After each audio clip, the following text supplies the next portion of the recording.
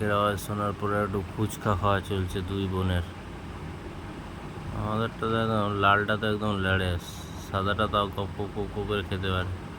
একটা খেতে 3 দিন লেগে গেল। বেচারা দেখছে ও কত দিদি এই বোন কত জলদি খাচ্ছে।